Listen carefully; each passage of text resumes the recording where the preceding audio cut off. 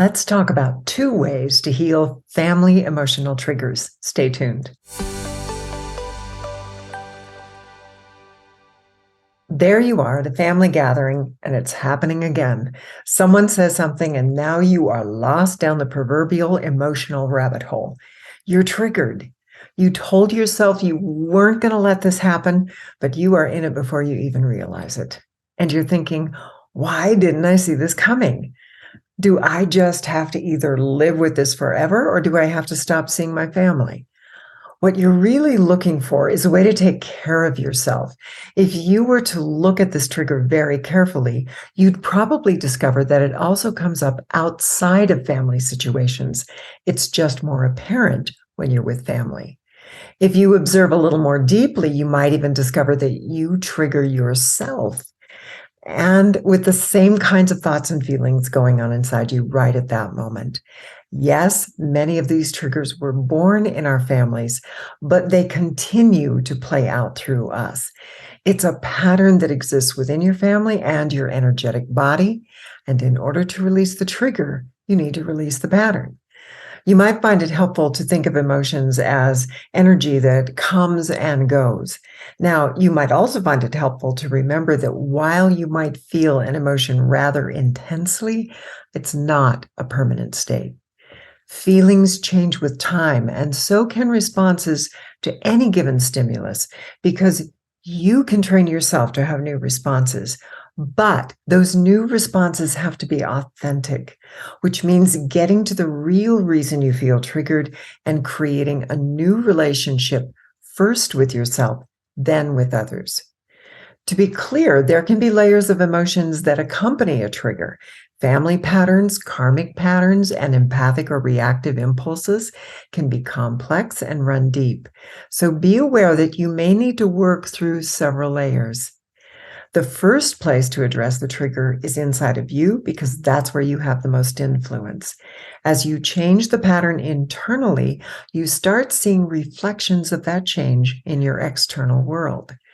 There are some things you can do to shift your inner experience so that triggers don't disrupt your peace anymore. Here are 2 ways you can release family emotional triggers. First of all, observe how the emotional pattern works. Name it and plan an intervention for yourself. You might begin by noticing your negative self-talk. Pick out one criticism you hear yourself saying. Then ask yourself, what could I do every time I hear this to start shifting it to something new? An intervention like tell the thought to quiet down, or tell the thought to take a nap.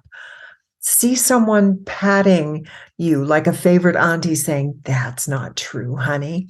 Or toss it out into the ocean in your mind saying, "Off you go, back to Mama Ocean." Get creative. I recommend kindness and clarity, because this thought is connected to some wounded parts in you, including a wounded inner child. So make it kind. Second thing you can do, consider healing the emotional trigger at its root with inner child work. Now, if you've been doing inner child work, here's what is important to know. Inner child work should be done in a meditative state where you meet your inner child where she lives, in the inner worlds inside you. My coach, Gigi, many years ago said it's this simple, Misa. She said, if you didn't have a bike as a child, and a bike for you meant freedom and it meant belonging with your friends, and you couldn't have one because your family couldn't afford it, well, getting all sorts of cars when you're in your 20s and 30s will not replace the bike that you didn't get. In fact, going bike riding as an adult is not going to replace that lost feeling of belonging and freedom that you wanted when you were a child. So we need to do it in the inner worlds where the child lives. A second thing to keep in mind is that the inner child needs to lead in the inner worlds in order for him or her to feel safe. Very important. Very often we're trying to mother them or father them, and we're not getting what it is they really want to hear. Let them lead, and you'll find out what they need to hear and what they need to know and what they need to feel. And the third thing about working with the inner child, it needs to be done regularly. In fact, I recommend daily in order to have a true lasting effect. With inner child work, the family pattern is stopping you, but it can be changed, and it does change. If you'd like 3 specific steps for creating an intervention for yourself and deepening into that inner child work and the ancient approach to inner child work that I was taught, you can get that information in an article I wrote, and the link is below. My hope is that for your family gatherings, they become events that you can actually look forward to as the triggers no longer affect you.